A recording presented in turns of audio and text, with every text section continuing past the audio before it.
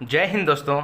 आज के क्लास में हम लोग पढ़ेंगे मानव विकास सूचकांक के बारे में। ठीक है, पिछले क्लास में हम लोग पढ़ रहे थे आर्थिक विकास के माप एवं उसके सूचकांक के बारे में। ठीक है, कि आर्थिक विकास को हम लोग कैसे माप सकते हैं।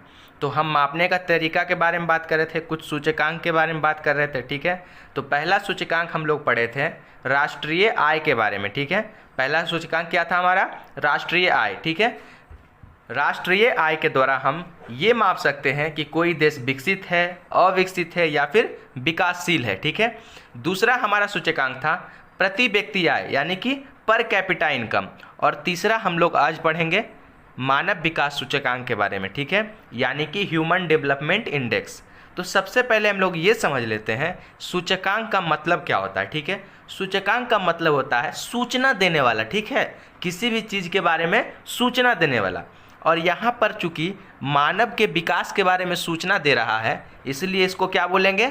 मानव विकास सूचकांक बोलेंगे। ठीक है, अब इसके हम डेफिनेशन को समझ लेते हैं कि डेफिनेशन इसका क्या कहता है।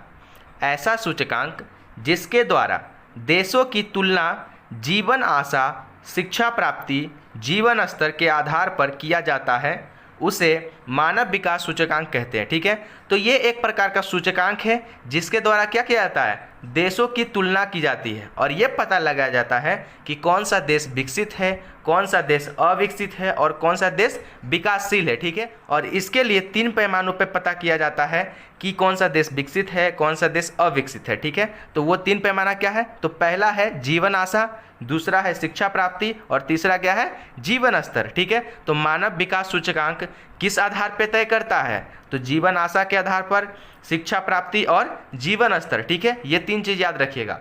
जीवन आशा क्या होता है?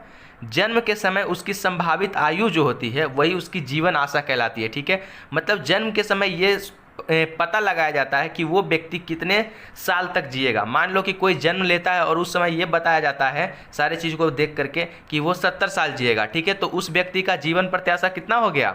70 वर्ष। ठीक है, जीवन आशा को ही क्या कहते हैं? जीवन प्रत्याशा कहते हैं। ठीक है, दूसरा होता है शिक्षा प्राप्ति, यानी कि लोग कितना शिक्षा प्राप्त कर पा रहे हैं। ठीक है, और तीसरा है जीवन स्तर, यानी कि लोगों के जीवन जीने के तरीके कैसे हैं, उनकी स्थिति कैसी है। ठीक है, इसके बारे में बात किया जाता है। मानव विकास सूचकांक में 3 चीज़ों के आधार पर यह तय किया जाता है कि कोई देश विकसित है या अविकसित। वो 3 चीज़ें क्या हैं?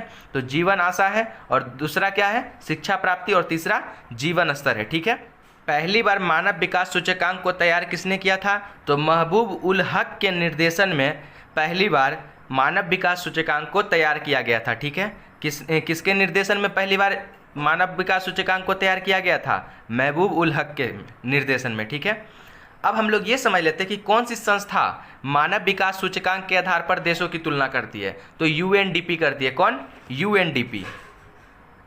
यूएनडीपी। ठीक है,